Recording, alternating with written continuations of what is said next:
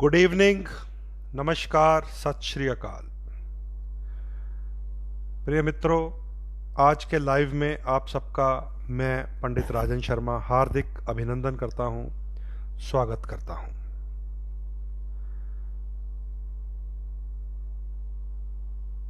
Live के साथ आप पिछले काफ़ी दिनों से जुड़े हुए हैं और अब तक हम त्रिक स्थानों के ऊपर जो डिस्कशन कर रहे हैं, नेगेटिव हाउसेस के ऊपर, वृश्चिक लगन तक की बात हो चुकी है। आज धनु लगन वालों के लिए कौन से ऐसे ग्रह होते हैं जिन्हें नकारात्मक नेगेटिव ग्रह कहा जा सकता है, उसकी चर्चा करेंगे। जब तक आप लोग लाइव के साथ जुड़िए और ऑडियो वीडियो चेक कीजिए, अपने अपनी प्रोफाइल्स पे शेयर कीजिए। मैं भी अपनी दूसरी प्रोफाइल कुंडली स्कैनर पर शेयर करने लगा हूं।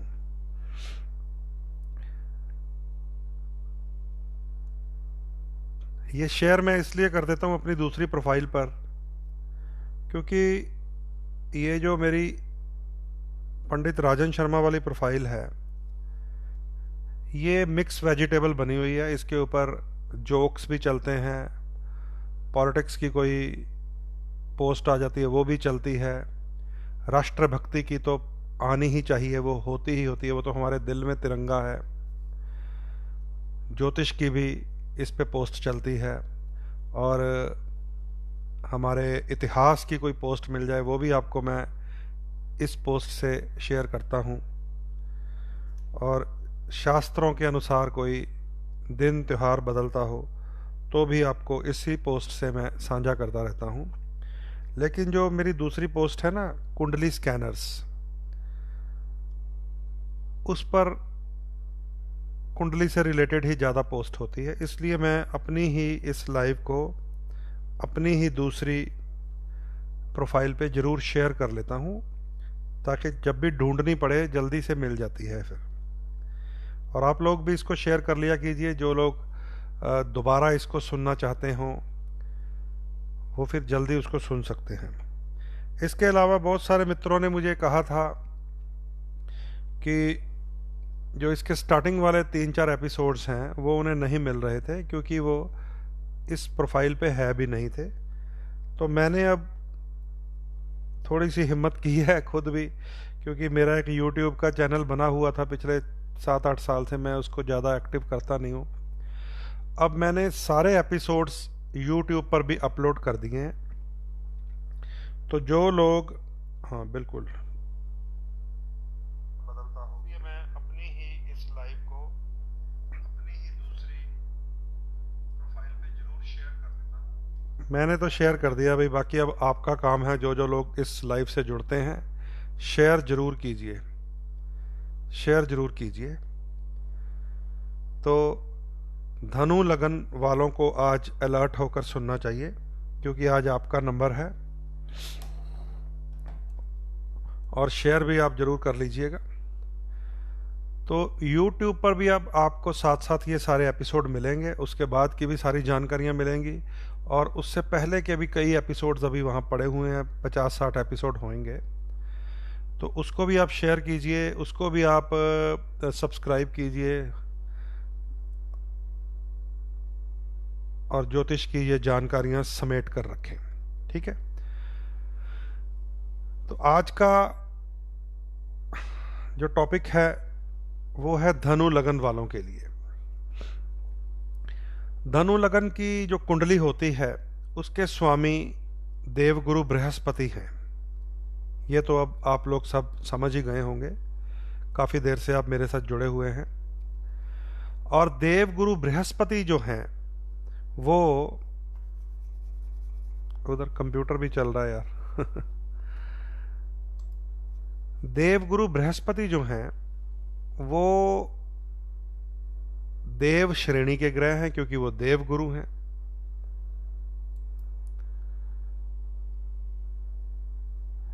इसलिए बृहस्पति की बहुत अधिक महत्वता है धनु लगन वालों के लिए, क्योंकि धनु लगन वालों के लिए गुरुदेव एक तो सुख स्थान के स्वामी हैं, जिसको कुंडली का चतुर्थ भाव कहा गया, फोर्थ हाउस, जिसको माँ का सुख कहा जाता है, वो होता है कुंडली का फोर्थ हाउस, जिसको हाउस ऑफ कंफर्ट्स कहा जाता है। जीवन की सुख सुविधाएं, भूमि, गाड़ी, घर, मकान, वो होता है फोर्थ हाउस। तो कुंडली के फोर्थ हाउस के लॉर्ड यानी कि मालिक, स्वामी, वो भी देवगुरु बृहस्पति हैं, जुपिटर हैं। और आपके लग्न के स्वामी वो भी देवगुरु बृहस्पति हैं, जुपिटर हैं। मैं साथ साथ में एक दो जगह शेयर कर रहा हूं, इसलिए मेरा ध्यान मेरे डेस्कटॉप की तरफ है। मैं पहले वो काम कर ही लूं, है ना।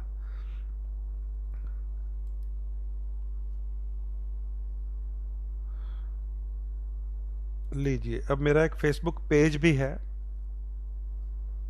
उस पर भी शेयर हो गया, ठीक है।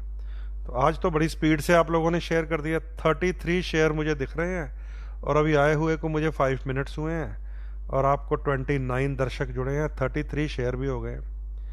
कमाल कर रहे हैं आज तो, लगता है शुक्र ग्रह ठीक हुआ है। चलिए, अब बात आज करेंगे 9 नंबर लगन धनु की। धनु लगन वालों को मैं बता रहा हूं कि आपकी कुंडली देव श्रेणी की कुंडली है। बृहस्पति आपके मालिक माने जाते हैं, स्वामी ग्रह। धनु राशि के भी और धनु लगन के भी स्वामी ग्रह बृहस्पति हैं। आपकी ही कुंडली का जो चौथा घर होता है, हाउस ऑफ कंफर्ट्स, माँ का घर, माता का सुख, उसके स्वामी भी देवगुरु बृहस्पति हैं। तो बृहस्पति जो आपकी कुंडली में स्थिति लेकर बैठे होंगे, वैसे ही आपकी जिंदगी चलेगी। मान लीजिए बृहस्पति बहुत स्ट्रांग हैं आपकी कुंडली में, उच्च हैं। कैसे उच्च होंगे? जब वो चतुर्थ भाव में आ जाएंगे, वहां पर उनकी अपनी मीन राशि है, वहां पर भी उच्च माने जाते हैं। हालांकि बृहस्पति कर्क राशि में उच्च माने जाते हैं, आपके सप्तम स्थान में, वहां पर भी वो उच्च ही माने जाएंगे। तो कोई भी ग्रह अपनी स्वयं राशि में हो, वो भी बहुत बलशाली उच्च ही होता है। और कोई भी ग्रह जो ज्योतिष अनुसार निर्धारित की गई हैं उच्च राशियां, जैसे देवगुरु बृहस्पति के लिए कर्क राशि उच्च की राशि निर्धारित की है महर्षि पराशर साहब ने, और मकर राशि में गुरु ग्रह नीच हो जाते हैं। तो अगर आपकी कुंडली में बृहस्पति स्वयं राशि में या उच्च राशि में हुआ, तो आपके जीवन में सुख सफलताओं के, नेम फेम, पर्सनैलिटी के अंबार लगे रहते हैं। लेकिन अगर आपकी ही कुंडली में जब आपका जन्म हुआ है उस दिन बृहस्पति नीच राशि में है, जिसको मकर राशि कहा गया है, या कुंडली के ही छठे, 8वें और 12वें घर में है, तो बड़ा कमजोर होता है बृहस्पति। और ऊपर से कहीं गोचर में भी कमजोर हो जाए, तो वो वाला जो गोचर का पीरियड होता है, उसमें बृहस्पति की जितनी क्वालिटी है वो सारी कमजोर हो जाती है। तो ये आपको अपनी कुंडली से ज्ञात होगा कि कहीं आपकी कुंडली में बृहस्पति उच्च है, तो आपको अलग प्रकार के उपाय और फायदे देगा उपाय करने से। और कहीं आपकी कुंडली में बृहस्पति नीच है, या गुरु केतु के साथ या गुरु राहु के साथ पितृदोष बना रहा है, जिसे हमारी भाषा में गुरु चंडाल दोष कहते हैं, तो फिर वो पहले उपाय के माध्यम से नेगेटिव ग्रह को दूर किया जाता है, और बाद में बृहस्पति की चीज़ें प्रयोग की जाती है, जैसे पुखराज धारण करना, पीले वस्त्र पहनना, पीली चीज़ों का प्रयोग अधिक करना, क्योंकि बृहस्पति को पीले रंग की चीज़ों के साथ देखा जाता है। तो ये आपको अपनी कुंडली में देखना है कि आपकी कुंडली में गुरु ग्रह की स्थिति क्या है। वही आपके जीवन की सफलता, असफलता, सुख, कंफर्ट्स, माँ का स्नेह निर्धारित करेगी। साथ ही आपको आज के गोचर की तरफ भी ध्यान देना चाहिए। अगर आज आप ब्रह्मांड की तरफ देखेंगे योग बल से या तपोबल से, जैसे महर्षि देख लेते थे बिना किसी तार के, बिना किसी कैमरा के, और बिना किसी स्पेस सूट पहने ऊपर गए, धरती के ऊपर तप करते थे, और आकाश मंडल में गोचर होने वाले ग्रहों की स्थिति को समझ लेते थे, उनके कलर क्या हैं, उनकी दूरी क्या है, सब जान लेते थे। आज तो हमारे पास स्पेस एजेंसीज हैं, स्पेस शिप्स हैं, लेकिन फिर भी अभी ब्रह्मांड के राज उतने नहीं खोल पाए जितने वेद में लिखे हुए हैं। तो आज अगर आप देखेंगे, बृहस्पति केतु के साथ गुरु चंडाल दोष बना रहा है आज। और कहां बना रहा है? धनु के लगन में ही बना रहा है। तो ऐसी स्थिति में उन लोगों को विशेष ध्यान रखना पड़ेगा जिनकी कुंडली में भी गुरु ग्रह राहु या केतु के साथ चंडाल दोष बनाता हुआ पितृदोष की स्थिति में है, और आजकल के ग्रह गोचर में भी गुरु ग्रह चंडाल दोष गुरु केतु का बना हुआ है। तो ऐसे में सबसे पहले लिविंग थिंग्स पे हिट होती है। अब लिविंग थिंग्स इसमें दो है, एक तो धनु लगन वाले स्वयं लिविंग हो गए, एक मदर लिविंग हो गई। घर में जो हम पेट्स पालते हैं उसको भी 6th house and 4th house से देखते हैं, क्योंकि उससे भी हमारा स्नेह हो जाता है, प्यार हो जाता है। तो लिविंग थिंग्स में एक तो स्वयं आ गए क्योंकि धनु लगन के स्वामी हैं, एक चतुर्थ भाव के स्वामी यानी कि मदर आ गई। अब ध्यान से समझ लीजिए कि लगन का स्वामी तो लगन में ही है धनु के, चाहे केतु के साथ पितृदोष में है। तो धनु लगन तो कुछ बलशाली है, लेकिन 4th लॉर्ड जो है, मां का सुख जो है, केतु के पितृदोष में होने के कारण थोड़ा हिट हो सकता है। इसका विशेष ध्यान रखना पड़ेगा। ज्योतिष शास्त्र में जब हम नेगेटिविटी चेक करते हैं तो पहले लिविंग थिंग को हिट करता है ग्रह, उसके बाद नॉन लिविंग थिंग को। जैसे मान लो चौथा घर ही है, उसकी लिविंग थिंग क्या है? मदर। नॉन लिविंग थिंग क्या है? व्हीकल, गाड़ी, मकान, जायदाद, भूमि, प्लॉट्स। तो बृहस्पति केतु के साथ दोष में भी है और 13 सितंबर तक वक्री भी है। इसलिए धनु लगन वालों को यह बताया जा सकता है कि आजकल के दिनों में मदर की हेल्थ, माता की सेहत कुछ नासाज रह सकती है।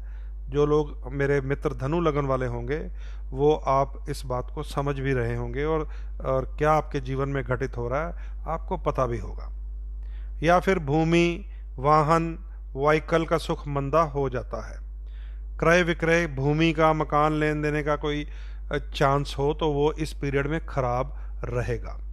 इसको कब तक आपको नोट करना है? बृहस्पति और केतु की जोड़ी ये टूटेगी कब? 23 सितंबर को, जब केतु ग्रह धनु से निकलकर वृश्चिक लगन में या वृश्चिक राशि में आ जाएंगे। ठीक है, तो उस समय बृहस्पति और केतु की जोड़ी ब्रेक होगी। लेकिन अच्छी बात यह है कि 13 सितंबर को ही बृहस्पति मार्गी हो जाएंगे, जो कि पिछली मई से खराब चल रहे हैं। तो पिछली मई से बृहस्पति जब खराब हो तो माता की सेहत खराब हो जाती है धीरे धीरे। व्हीकल, भूमि, भवन, वाहन का सुख खराब हो जाता है धीरे धीरे। तो थोड़ा सा हमें संयम रखना पड़ेगा। 13 सितंबर को बृहस्पति मार्गी हो जाएंगे। जुपिटर अभी रेट्रोग्रेड है, जब डायरेक्ट स्थिति में आ जाएगा तो माँ का सुख फिर से अच्छा होगा, माँ की सेहत फिर से अच्छी होगी, माँ का आशीर्वाद भरा हाथ फिर से हमारे सर पर होगा, हमारी पीठ पर होगा, माँ का स्नेह फिर से उमड़ेगा। तो ये 13 तारीख के बाद बृहस्पति मार्गी हो जाएंगे। और बिल्कुल माता रिष्ट पुष्ट जब सेहतमंद कब होगी? जब गुरु और केतु का दोष टूट जाएगा 23 सितंबर के बाद। तो वैसे भी मैंने आपको कल बता भी दिया था कि ये जो सितंबर का महीना है अभी थोड़ा हैंकी पैंकी है, क्योंकि इसमें अभी शनि 29 सितंबर को मार्गी होने हैं, बृहस्पति 13 सितंबर को मार्गी होने हैं, राहु केतु ने 23 सितंबर को राशि बदलनी है। तो थोड़ा उथल पुथल तो राहु केतु भी करेंगे, उसको भी टॉपिक में मैं ले आऊँगा धीरे धीरे। ठीक है, लेकिन ये जो आपको मैं बता रहा हूँ धनु लगन वालों, आपकी कुंडली बृहस्पति की कुंडली है। आजकल गुरु और केतु का पितृदोष चल रहा है। हाँ, लेकिन भाग्यवश लकीली पितृपक्ष में हम पहुंच गए हैं। तो पितृपक्ष भी आज से शुरू है लगभग, और जो लोग ऐसे पीड़ित अवस्था में होंगे उनके लिए बहुत शानदार समय है।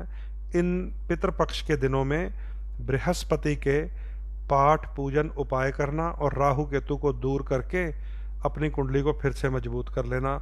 इसमें पितृदोष शांति की जाती है, इसमें सर्प दोष शांति की जाती है, इसमें साढ़े साती की भी शांति हो जाती है, इसमें पितृ ऋण क्या त्रिपिंडी श्राद्ध भी हो जाता है, जो जिसका संबंध हमारे पूर्वजों की गति के साथ है। तो इसलिए आप सबको इन दिनों का भी फायदा उठाना चाहिए और अपनी कुंडली में भी ध्यान देना चाहिए। बृहस्पति की स्थिति वक्री हो तो भी खराब, चाहे वो उच्च पड़ा हो, चाहे वो स्वयं राशि में हो, चाहे वो कर्क राशि में हो, तो कमजोर हो गया। बृहस्पति की स्थिति 6, 8, 12 में हो गई तो भी वो कमजोर हो गया।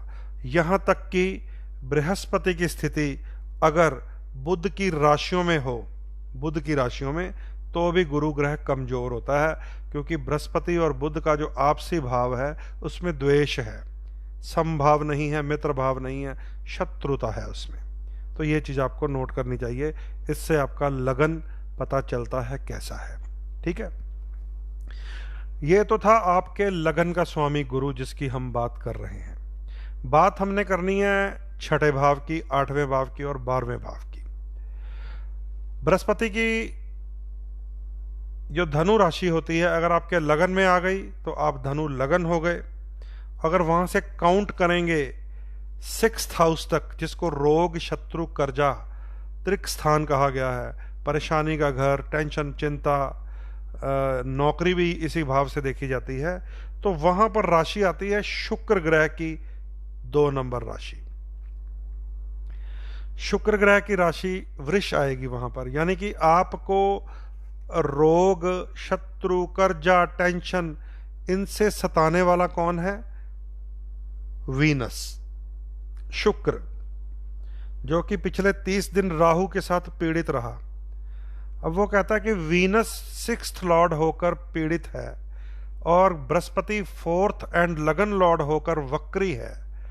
इसका मतलब ये हो गया या तो स्वयं को या फिर माता को छठे भाव का आभास होगा, रोग की संभावना बढ़ेगी, दुख शरीर को आ सकता है, या उसके अलावा फिर इसको शत्रु भाव भी कहा गया है, इसको कर्जे का घर भी कहा गया। ऐसी स्थितियां भी देखने को मिल जाती हैं जब गोचर में ग्रह अपना उल्टा रूप दिखा रहे होते हैं।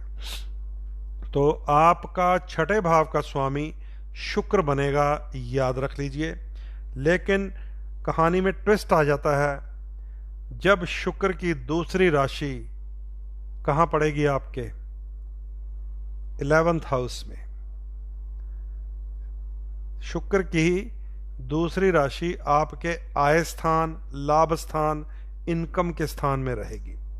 तो ऐसे में मैंने आपको पिछले 3-4 एपिसोड से गाइड करने का प्रयास किया है कि वो ग्रह जो आपके त्रिक स्थान का भी स्वामी हो, जिसके नुकसान की संभावनाएं बनती हैं, जो आपके लाभ स्थान का भी स्वामी हो, या अदर हाउस जो बेनिफिट देता हो कि उसी ग्रह ने हमें कोई ना कोई लाभ देना है, तो समझ लीजिए उसे ट्यून करना पड़ेगा, उसे टैकल बड़े ध्यान से करना पड़ेगा।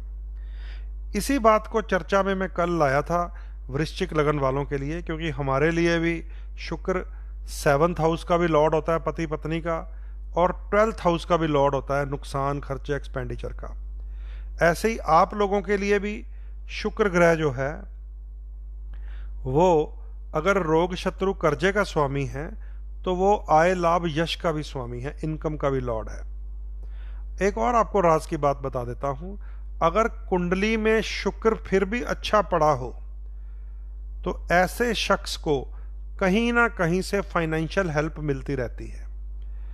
जब भी कभी वो उसको ऐसा फील होगा कि मैं बिल्कुल अब डाउन जा रहा हूं, पॉकेट खाली हो रही है, तिजोरियां डाउन जा रही हैं, ऐसे शख्स को जिसका छठे घर का स्वामी और 11वें घर का स्वामी धनु लगन वाले को कहीं ना कहीं से लास्ट मोमेंट पे वो अंतिम बॉल पे छक्का मार देता है। वो अरेंजमेंट कर लेता है जैसे तैसे करके, उसको कहीं ना कहीं से प्राप्ति हो जाती है। क्यों? क्योंकि जिस ग्रह ने लाभ देना है उसी ग्रह ने आपको कर्ज भी दे देना है, और मुसीबत के समय में जब अपनी जेब खाली हो तो कर्जा ही तो काम आता है फिर।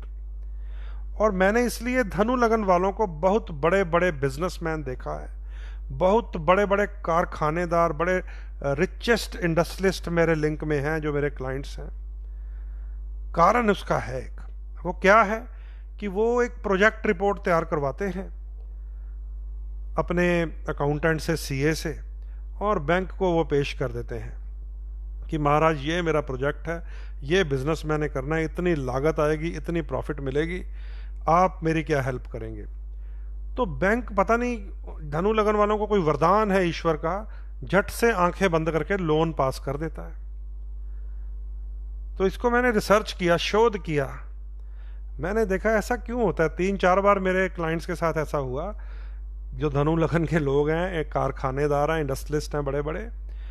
तो फिर मैंने ये पाया, जब बहुत सारी कुंडलियों में मैं रिसर्च कर लेता हूँ ना, फिर आपके साथ साझी करता हूँ बात। फिर मैंने ये रिसर्च में पाया कि यही ग्रह आपको इनकम देने वाला है, यही ग्रह आपको लोन देने वाला है।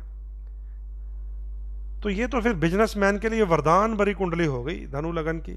अगर उसका प्रोजेक्ट अच्छा है, प्रॉफिटेबल अच्छा है, उसके प्रोजेक्ट से निकलेगा, जो भी प्रोडक्ट बनाएगा या सेल करेगा, तो अगर उसकी कुंडली में शुक्र की स्थिति बढ़िया है, इसको भी आप नोट कर लिया कीजिए। मान लीजिए बढ़िया स्थिति कैसे होगी कि शुक्र 11वें ही घर में बैठा हुआ है, 11th Lord in the 11th house. इसका मतलब वो लाभ, यश, इनकम तो देगा, चाहे वो लोन का भी स्वामी है। तो ऐसे में फिर जब मेरे पास कुंडलियां आ जाती हैं तो मैं उन्हें फिर बड़े तरीके से प्रयास करता हूँ, ये वाला सीक्रेट भी बता देता हूँ कि अगर आपको कुछ भी करना है, थोड़ा सा मुंह हिलाएंगे ना तो आपके पार्टनर बन जाएंगे, आपके दोस्त आ जाएंगे, कोई जॉइंट वेंचर कर लेगा, कोई लोन किसी बैंक से, किसी डिपार्टमेंट से आपको मिल सकता है।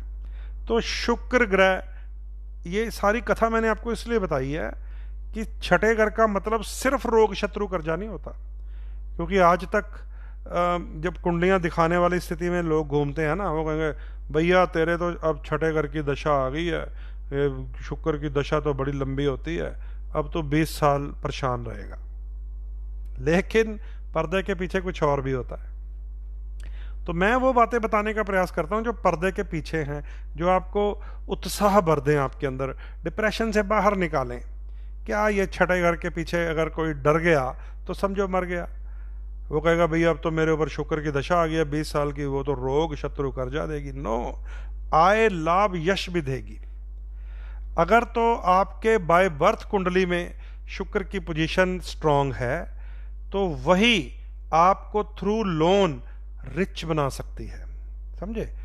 ये आपकी कुंडली वाले शुक्र पे डिपेंड करेगा, यहां बैठकर मैं सिर्फ इंटीमेशन दे सकता हूं। तो एक ही ग्रह आपके लिए इनकम का भी लॉर्ड है, लाभ का भी लॉर्ड है, यश का भी लॉर्ड है, और उधर रोग, शत्रु का भी लॉर्ड है। तो उसको कैसे ट्यून करना है। कल जब वृश्चिक लगन की चर्चा मैं कर रहा था तो मैंने बताया था कि माता वैभव लक्ष्मी जी की पूजा और व्रत करना चाहिए। माता वैभव लक्ष्मी की पूजा जो होती है वो उन लोगों को काम आती है जिनके लिए शुक्र नेगेटिव हाउस का भी लॉर्ड हो, लेकिन अदर साइड कहीं प्रॉफिट भी दे रहा हो। तो मुझे एक मित्र हैं, भाई साहब, नाम नहीं लूंगा मैं उनका, व्हाट्सएप करते हैं, कहते हैं वैभव लक्ष्मी का व्रत तो बड़ा मुश्किल व्रत है, उसके तो बड़े नियम होते हैं, आप कुछ और बात बता दीजिए। तो मैंने उसको व्हाट्सएप में आंसर नहीं दिया, मैंने सोचा कि लाइव के थ्रू ही बताऊंगा मैं आपको।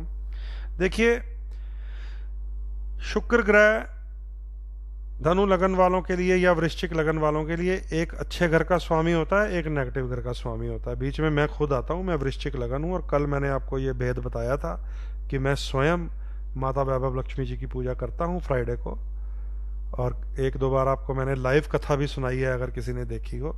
शुक्रवार वाले दिन मंदिर में बैठकर मैंने मोबाइल ऑन करके लाइव जब वैभव लक्ष्मी की कथा पढ़ी जाती है तो मैंने आपको बताया था किस प्रकार द्रौपदी ने भगवान कृष्ण के कहने पे यह व्रत रखा था। जब युधिष्ठिर अपने सब कुछ, घर बार, परिवार, अपने मुकुट, अपनी पूरी फौज, सेना सब हार गए थे द्यूत कीड़ा में, तो द्रौपदी रो रही थी। द्रौपदी जब रो रही थी तो भगवान कृष्ण आ गए, क्योंकि उन्होंने उसको सखी बहन माना हुआ था अपना। तो वो कहने लगा कि द्रौपदी तुम क्यों रो रही हो? तो द्रौपदी ने कहा कि हे कन्हैया, तुम मेरे भाई हो जो द्वारकाधीश है, तो मेरी ये समस्या, बोलो मैं इसको कैसे ठीक करूं? तो भगवान ने कहा कि सभी पांचों पांडव भाई और द्रौपदी मिलकर अगर माता वैभव लक्ष्मी का व्रत करोगे, पूजन करोगे, तो आपका खोया हुआ राजपाट वापस मिल जाएगा, सारे मुकुट वापस मिल जाएंगे, सारी जमीन वापस मिल जाएगी। तो क्षत्रिय थे वो राजा, वो वैभव लक्ष्मी की पूजा कर गए, द्रौपदी कर गई जो अर्जुन की पत्नी थी, नॉट 5 ब्रदर्स की। ये बहुत बहुत उल्टी सीधी बातें हमारे ग्रंथों में नकली लेखकों ने डाली हैं। द्रौपदी सिर्फ और सिर्फ अर्जुन की पत्नी थी, 5 पतियों की पत्नी नहीं थी। इसको टॉपिक बनाऊंगा तो बड़ी लंबी कहानी होगी, इसलिए छोटी सी बात आप सुन लीजिए बस।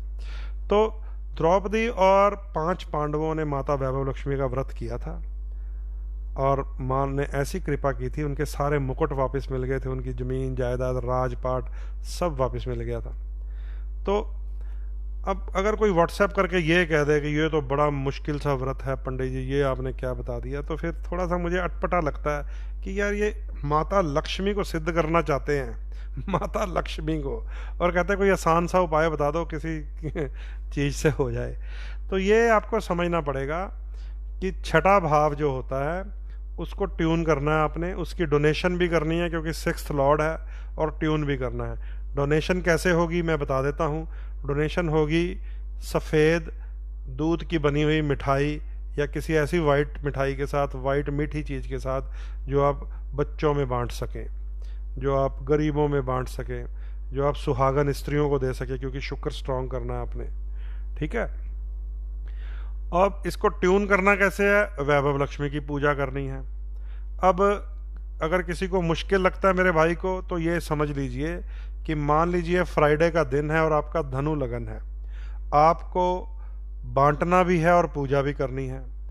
तो फॉर्मूला भी बता देता हूँ भैया मैं, फिर आपकी किस्मत है, जितना ग्राफ होगा माता लक्ष्मी जितनी कृपा करेगी आपकी किस्मत है।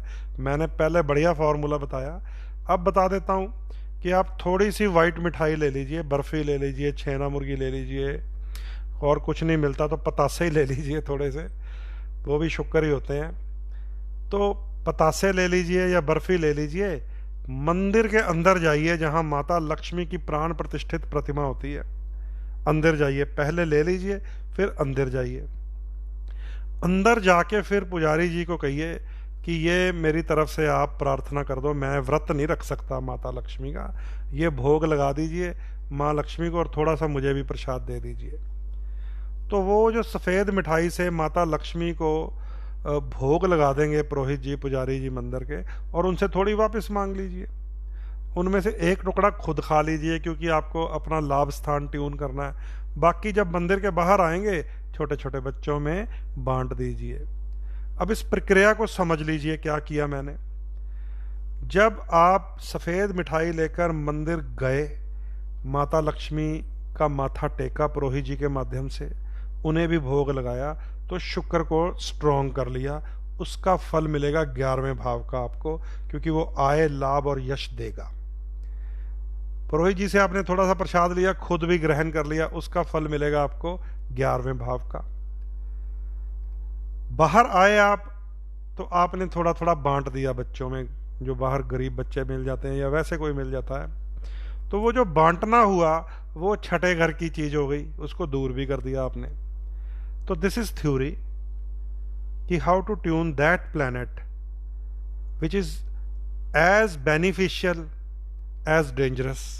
तो शुक्र ग्रह बेनिफिशियल भी है आपके लिए, तो छठे घर का स्वामी शुक्र बनता है आपका। इस विधि से आपको ट्यून भी करना है और डोनेट भी करना है, ताकि आपको तंग ना कर सके, ठीक है। बाकी डिपेंड करेगा आपकी कुंडली में उसकी क्या स्थिति है, कुंडली में उसकी डिग्री कितनी है, वक्री तो नहीं है, परेशान करने वाला तो नहीं है, वो फिर प्रेडिक्शन वो कुंडली देख के होती है, ठीक है। अब आइए, आपके 8वें घर में कौन सी राशि आती है? 8वां घर मैंने आपको बताया था, इसको मृत्यु स्थान कहा गया ज्योतिष की भाषा में। 8वें घर से बदनामी मिलती है, कलंक मिलता है, टेंशन मिलती है, डिप्रेशन मिलती है, चिंता मिलती है। इसीलिए इसको मृत्यु स्थान कहा गया है कि ये ऐसी हालात ऐसे पैदा कर देता है, इंसान एंजाइटी में फंस जाता है, घबराहट में फंस जाता है। तो 8वें घर में आपके राशि आती है बड़ी खतरनाक, वो है चंद्रमा की राशि। देखिए, हाँ, चंद्रमा की राशि, चंद्रमा की राशि कर्क। अब ऐसे में कई बार कंफ्यूजन हो जाती है लोगों को कि देव लगन है, चंद्रमा भी देव ग्रह है, हमारा भी देव लगन है, तो ये क्या चंद्रमा बृहस्पति के साथ कोई ऐसा शत्रु भाव दिखाएगा? तो याद रख लीजिए, ज्योतिष अनुसार कुंडली जब भी आपने देखनी है उसके रूल्स फॉलो करने पड़ेंगे, टेक्निकली देखनी पड़ती है। लगन से अष्टम भाव का स्वामी कोई भी हो, चाहे वो लगन का मित्र हो, चाहे वो लगन की ही दूसरी राशि हो, जैसे मेष लगन वालों को ये सहना पड़ता है कि लगन में भी मंगल की राशि आती है और मृत्यु स्थान अष्टम में भी मंगल की राशि आती है।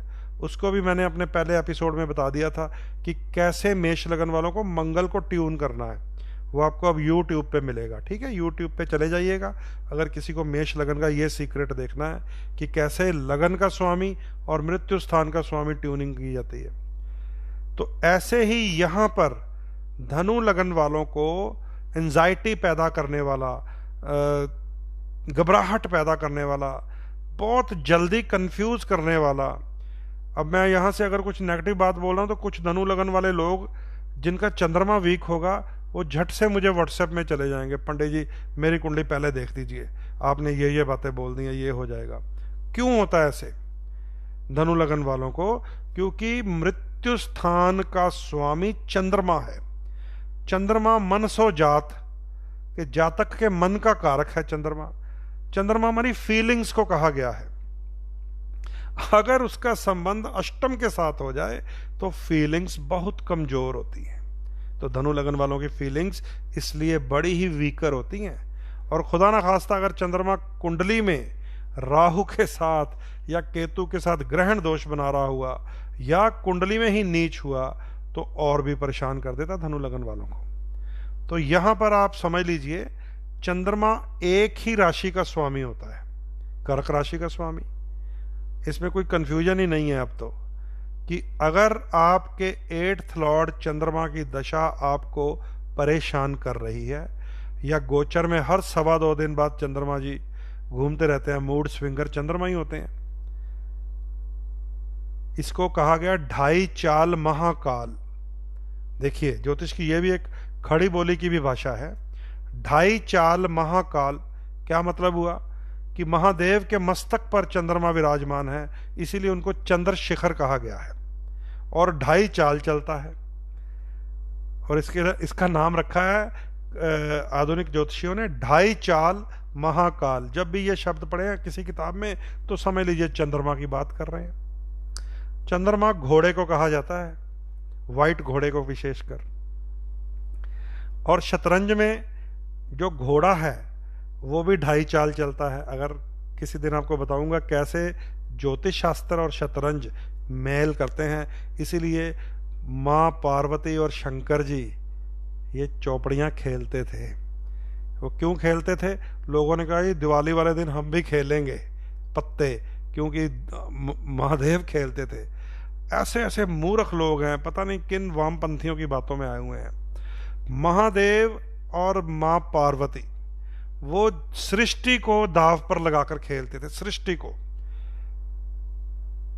वो सृष्टि को दाव पर लगाते थे कि अगर तुम हारी तो सृष्टि को आनंद मिलेगा, अगर मैं हारा तो सृष्टि के ऊपर महामारियां आएंगी।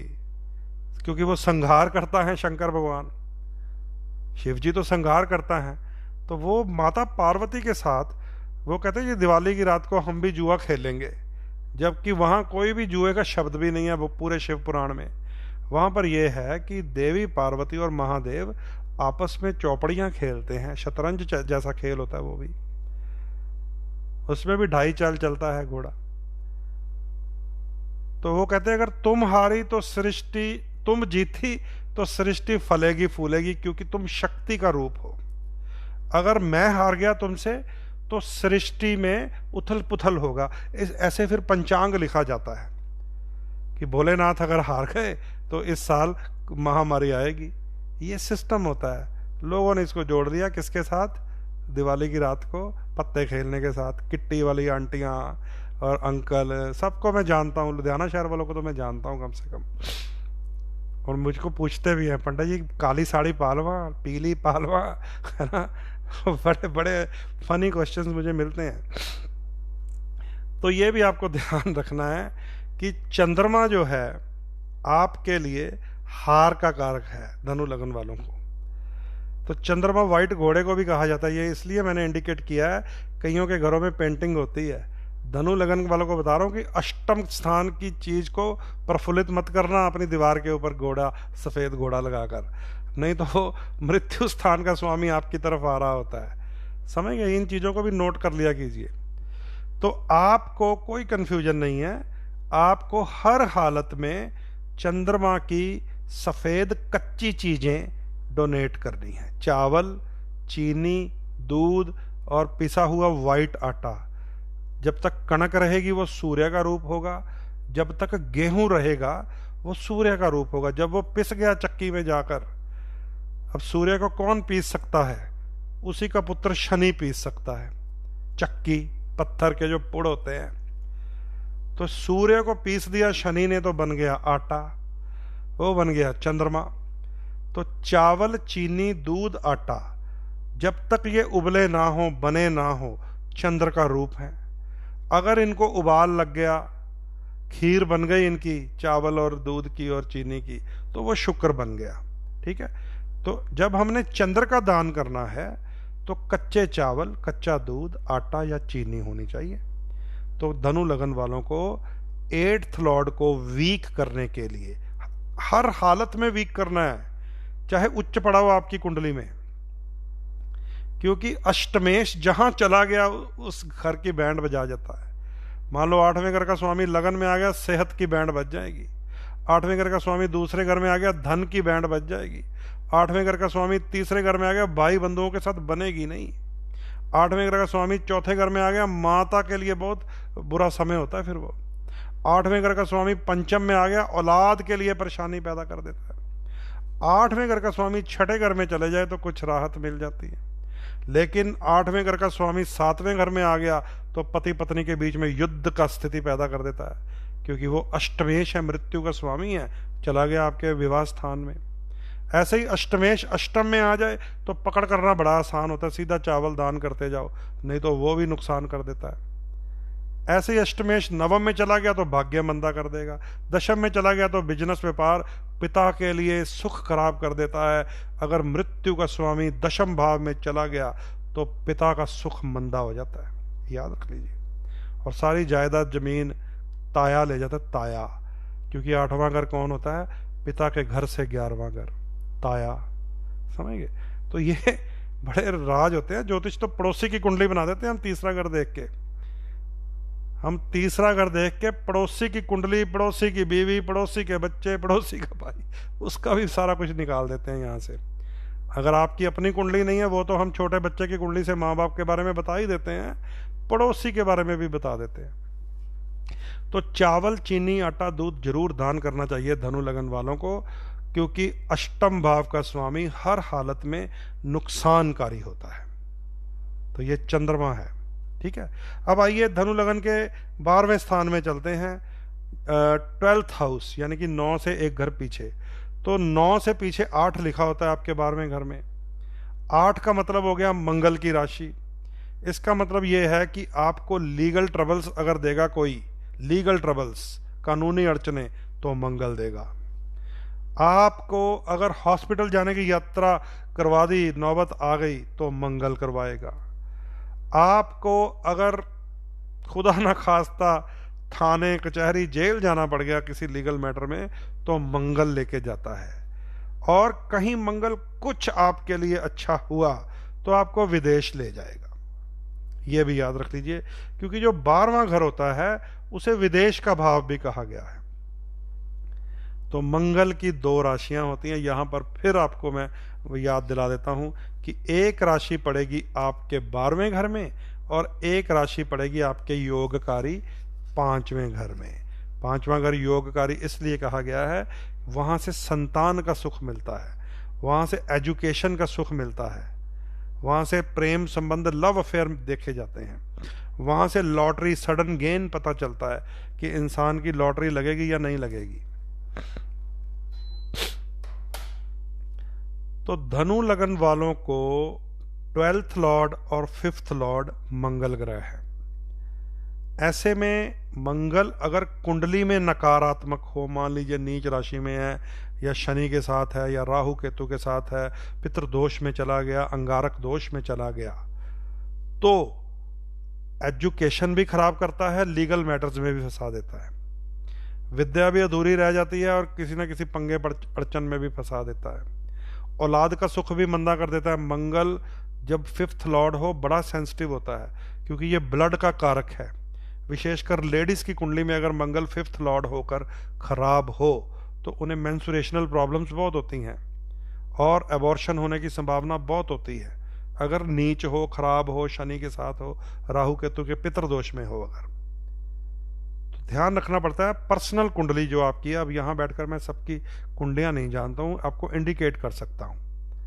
जो लोग फिर मुझे बाद में भेजते हैं ना व्हाट्सएप पे ये बातें सुन के, वो फिर खुद ही लिखते हैं बड़ी हैरानगी से कि बिल्कुल सही पंडित जी, आपने बोल दिया था कि मंगल 5th लॉर्ड होकर अगर खराब हुआ हो तो एबॉर्शन की संभावना, गर्भपात की संभावना होती है, और हमारे जीवन में ये केस हुए हैं। वो मेरा फिर आप एक्सपीरियंस बढ़ा देते हैं जब आपके ये मुझे व्हाट्सएप मिलते हैं ऐसे। तो यहाँ धनु लगन वालों को ध्यान रखना चाहिए, मंगल ही आपके लिए 5th लॉर्ड है संतान, विद्या, एजुकेशन, लव अफेयर का। मंगल ही आपके लिए 12th लॉर्ड है। यहां पर अब आपको मंगल को भी वही करना है जो आपने गुरु को किया था, ट्यून करना है आपने, समझ गए। यहां पे मंगल भी आपके लिए ट्यूनिंग वाला ग्रह है, क्योंकि आप मंगल को वीक करेंगे तो 5th लॉर्ड भी वीक चला जाएगा। अब यहां पर भी मंगल के बारे में तो वैसे ही मैंने आपको पहले भी बता दिया था कि मंगल बद, मंगल अशुभ साबत मसूर की दाल वो गरीबों में बांटनी चाहिए। मंगल शुभ बजरंग बली, हनुमान चालीसा का पाठ करना चाहिए। हनुमान जी को लाल सिंदूर का लेप करना चाहिए। हनुमान जी को लाल गमछा भेंट करना चाहिए, कंधे पे रख के आना चाहिए उनके। हनुमान जी को लाल ध्वजा भेंट करके आनी चाहिए मंगलवार को। और मंगलवार को ही लाल चीज जो साबुत मसूर होता है, उसको कहते हैं जला हुआ मंगल, वो दाल लंगर में डाल देनी चाहिए। चिड़ियों को डाल दो, कोई ना ले तो एक मुट्ठी जल में छोड़ दो, जल के जीव जंतु खुश हो जाएंगे तो आपको दुआ देंगे। तो इस प्रकार मंगल ग्रह को ट्यून करें, क्योंकि वो आपका साझा ग्रह है। छठे ग्रह को भी ट्यून करें, शुक्र को भी, वो भी आपका साझा ग्रह है। तो कंक्लूजन ये निकला कि most negative planet of Sagittarians, धनु लगन वालों का चंद्रमा है। हर हालत में चंद्रमा के दान करने हैं। गलती से भी अगर आपने ये जो मैंने पहना हुआ है, ये दिख रहा है आपको, दिस वन, सुच्चा मोती, गलती से भी अगर सुच्चा मोती आपने पहन लिया तो अष्टम भाव जागेगा, एंजाइटी आपके अंदर जागेगी, घबराहट जागेगी, डिप्रेशन, अवसाद जागेगा। क्योंकि अक्सर लोग कहते हैं मन की शांति के लिए सुच्चा मोती, पढ़ाई के लिए बुध का पन्ना, शादी ना होती हो तो पुखराज, पति पत्नी में ना बनती हो तो शुक्र का डायमंड, और कारोबार के लिए शनि का नीलम। ऐसे लोगों ने फिट किए हुए हैं स्टोन्स।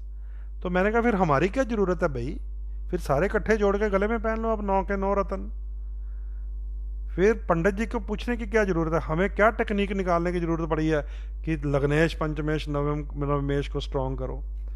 फिर तो आपने तो फिक्स ही किया हुआ है, शादी का ये रतन होता है शुक्र का, पढ़ाई का बुध का पन्ना होता है, और मन की शांति का मोती होता है।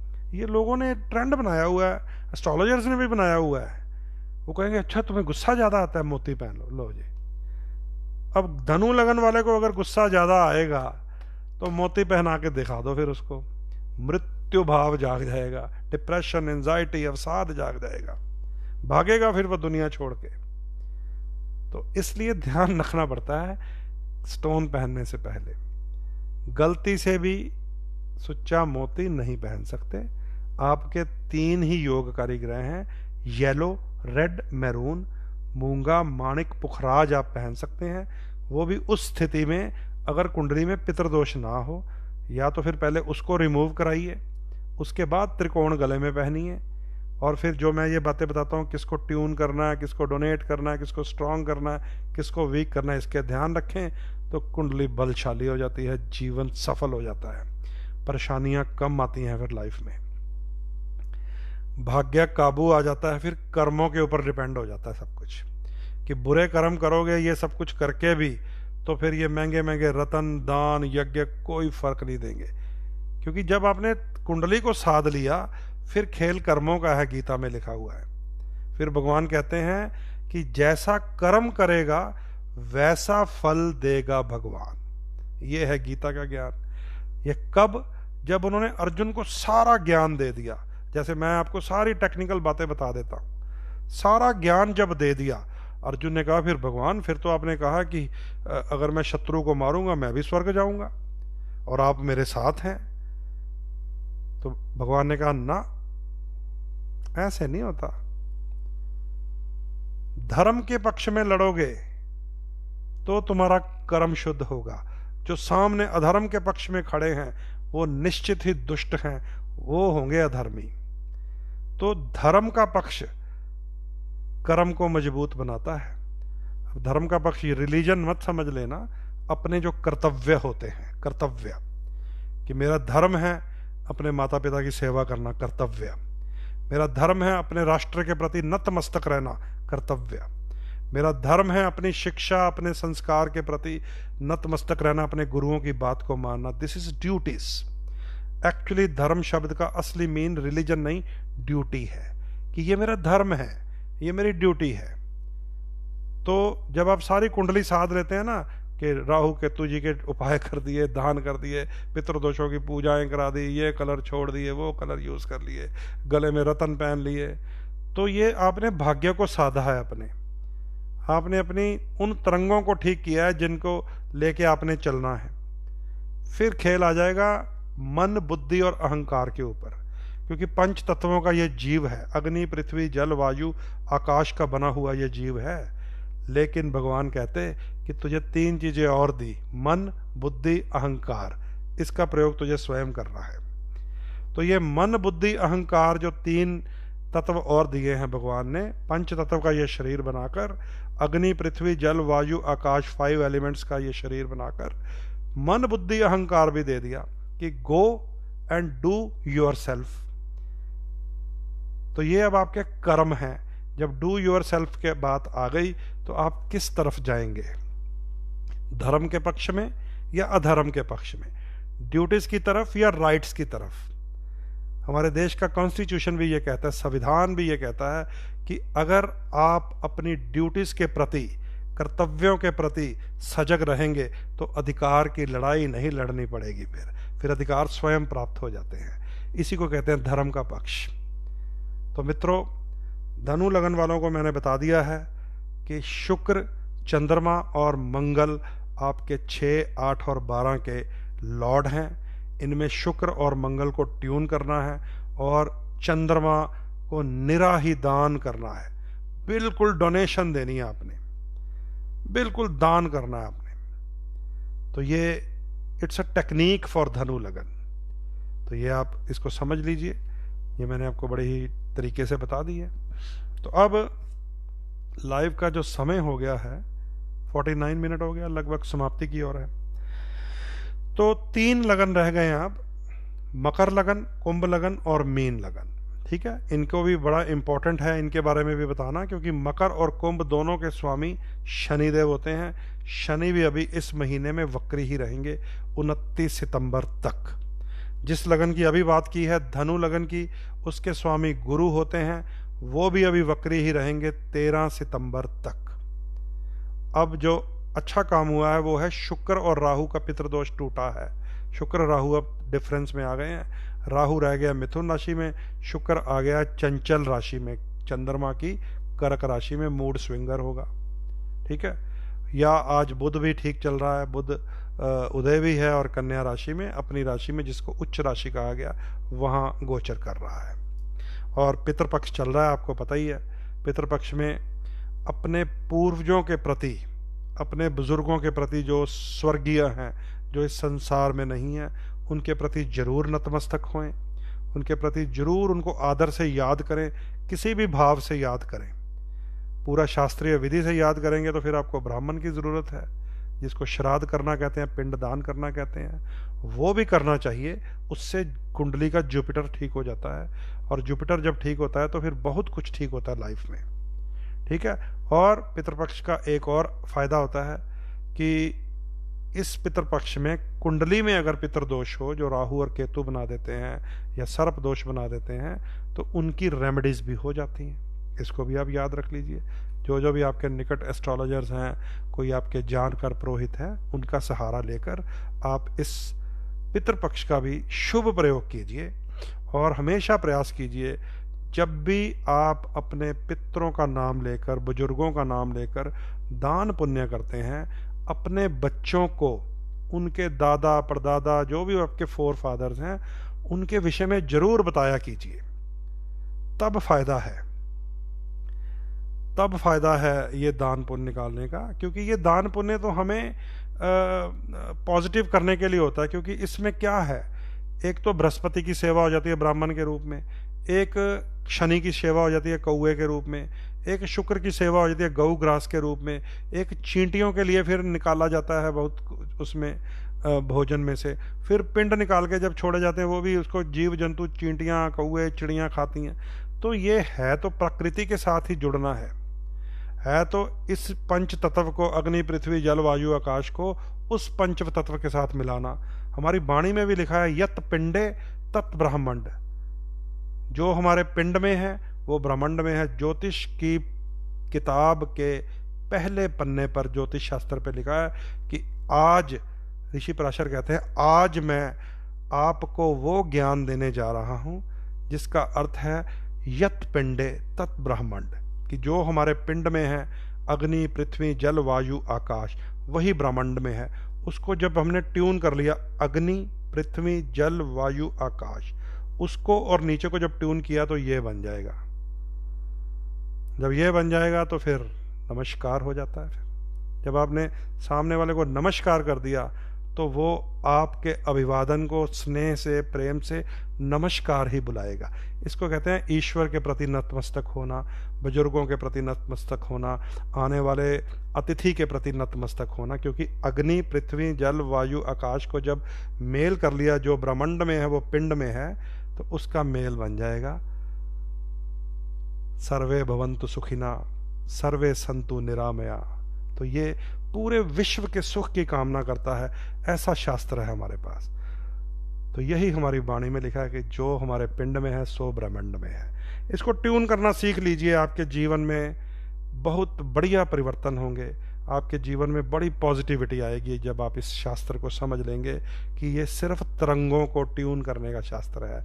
कोई अजीब सा बातें नहीं है, कोई अंधविश्वास नहीं है, कोई पखंड नहीं है, ये ट्यूनिंग है, ये एक टेक्निकल साइंस है।